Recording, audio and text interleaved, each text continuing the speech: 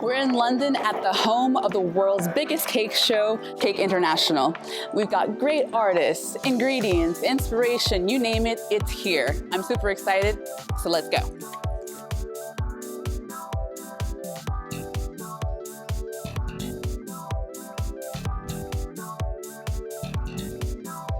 Oh, look at this. I think it's like an English breakfast or something. I just met Harry. And I'm here representing the new sugar paste today, so it's the sugar paste. You know what I find so interesting? That it's just sugar paste. Like there's no brand, there's no gimmick behind that. No. Can you tell us a little bit more about sugar paste and everything that Sure. So the sugar paste market is like crazy at the moment. Exploding. And there's so many different brands on the market. There's, you know, all sorts of price ranges as well. So, you know, there's the really, really expensive brands and then there's really cheap supermarket brands. We have tried to kind of fit this into the best of both worlds. But don't you find a lot of people don't like sugar paste? Some of them are really, really sweet. Right. And then when you're eating it with cake as well, it's like sweet on top of sweet. Yeah. I have to agree, it's not that sweet. And it also has a really nice, maybe like vanilla-y kind of flavor. Yes, marshmallowy is what we were going for. I was actually going to just say, it has a marshmallowy flavor and the texture is really light and fluffy. Yeah. I like it.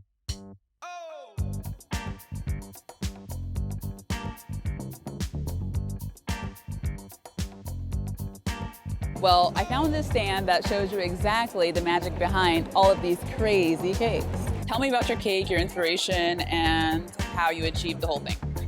I just envisioned a cake with Hessian going around the top and the bottom, and I just thought the fantasy flowers on the top would just bring the cake to life. I thought it was a very simple but very eye-catching cake that I would like to receive. So I made the flowers with the pearlised cake base. I mixed my own colour, and as I say, they're just pushed together, formed the flower shape and placed on, dead easy. So how long did it take you to make those flowers? I made them overnight. Overnight? Yeah. Would you like to taste it? Ooh, actually, it has a nice, really citrusy flavor to it.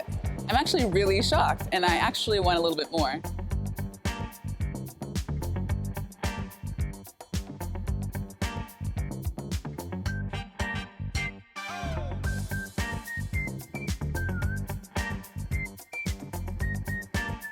Okay, so I just ran into Renata. Hello, my name is Renata Martyna, Polski.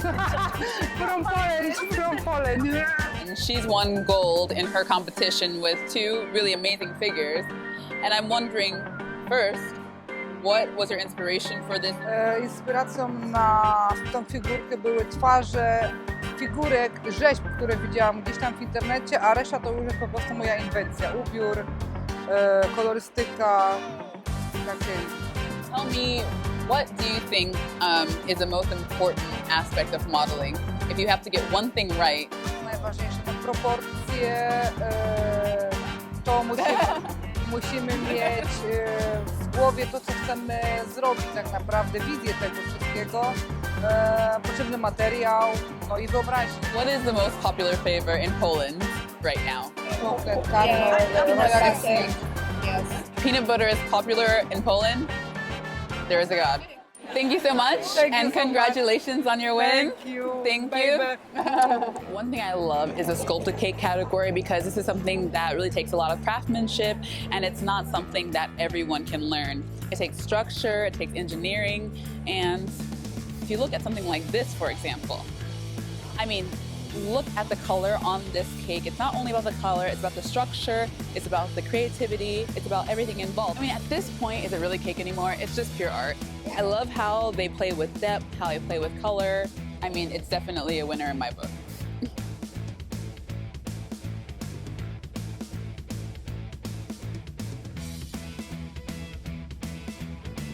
Okay, so I was just walking by these two amazing pieces here, and then I had to hunt you down and find you and figure out who you are.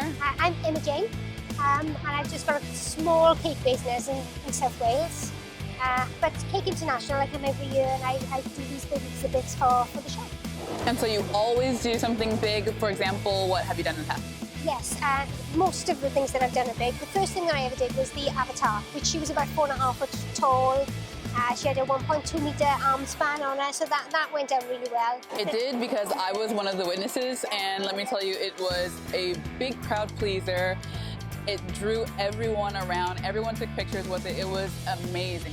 What got you into this whole thing, this whole art form? I stumbled into cake making because I was portrait artist before I went into cake making. I've been a carer. Okay. So I made a cake one day for someone and just stumbled into it, and it just went from there. When you hire people on your team, what skill sets do you look for? I look for passion, number one.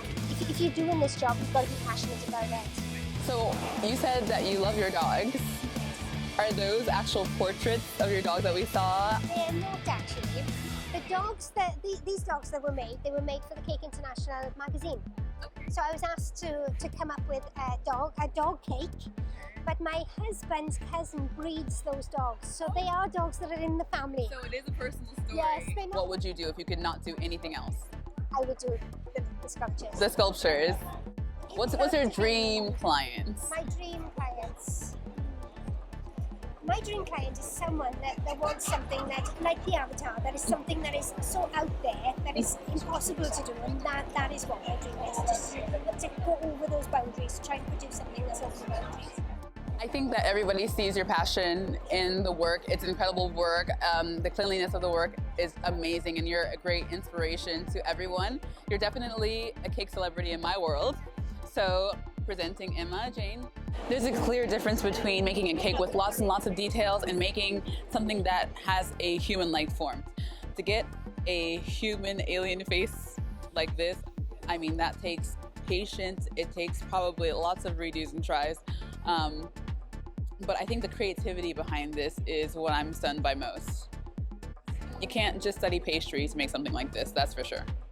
Tell me a little bit about the concept. White, based in Shropshire, in Telford. And yeah, we come to these shows to sell our wares. Everything's handmade. The best sellers are probably the chocolate and raspberry, the pistachio, and I would say the strawberries eating mess. Is the word grafting in British eating? Grafting, yeah, lots of graft. And What are the trends right now? At the minute, it's meringue for us. It's a Meringue? lot of meringues, yeah, which you see just on this side here. Oh my gosh. Do you want to try some meringue? Yeah. Yeah, why not? It's good. I'll take that. Thank you. Thank you. Oh my gosh. Oh my god. It's good. Okay. That is so good. No. Okay. That is Good, yeah? ridiculously good. I'm not a sucker for romance, but I am a sucker for history. And this reminds me of Rome. This must have taken several months to complete. All right, this is such a gorgeous wedding display, and today I think this is one of the best I've seen in the 3 years I've been at Cake International. So I had to talk to the person in charge of organizing this really wonderful art piece. So, my name's Michelle Pattinson, and I'm a hobby cake decorator, and I've always thought, whenever I've come to the shows, there's always been beautiful exhibitions, and I've always wondered, my passion is wedding cakes, why is there never a beautiful display of wedding cakes? And that's what we set out to achieve. So the idea behind the display is it's very trendy for brides to bring in pieces of their wedding dress and say to cake designers, can you replicate this lace or this flower or incorporate this into my wedding cake? So that's what we wanted to do. I've seen a lot of cake displays, and I've seen other collections before, but I think that this takes it up another notch and is a little bit more elegant than the usual display. What do you think? Thank you. What do you think makes it so elegant?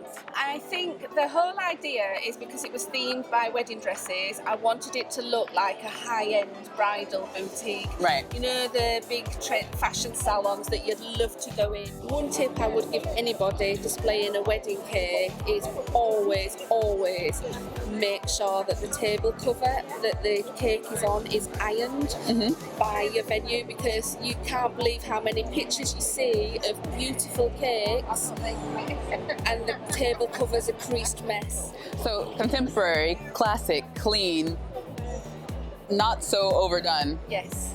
Okay. The cake and the sugar art to speak for itself. Right. Plain white tablecloths, crisp, ironed. So would you suggest the same thing when someone decorates their own wedding table, for example, at their wedding? I think when somebody is decorating their own wedding cake and table, you've got to take into account the theme.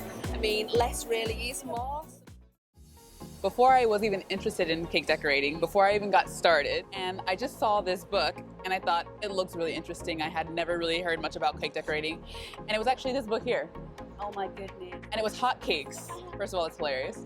And second of all, that looks achievable, which, you know, just looking at it doesn't look at all, but you break it down in such an easy way. Yeah. A lot of people overwork it, you put more time into it, and it just doesn't work. It just looks messy.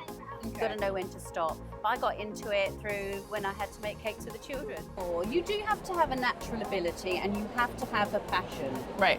You've got to have that passion, and you just keep going at it, and that's the trouble with me. Well, can I ask you how long you've been going at it? 25 years now. 25 years. Yeah. I think I audiences? started a lot of people on the road. You started me on the road. Oh, yeah. Okay, so I just ran into Melanie, editor of Cake International magazine, and it's one of the leading magazines for everything cake and one of the leading events, actually. I'm Melanie Underwood, and I'm editor of Cake International magazine, and I also manage all the features at the show as well, and I oversee the competitions also. Okay. So yeah, it's a monthly magazine that we launched a year ago. We decided that there was quite a gap for an all-encompassing magazine that went from beginner up to expert. What's the most important thing to know about this magazine? I think that any level can pick something from it. So if you're a beginner or an expert, you'll find hints and tips, new techniques in here, anything for any level. That's what I love about it. Wonderful.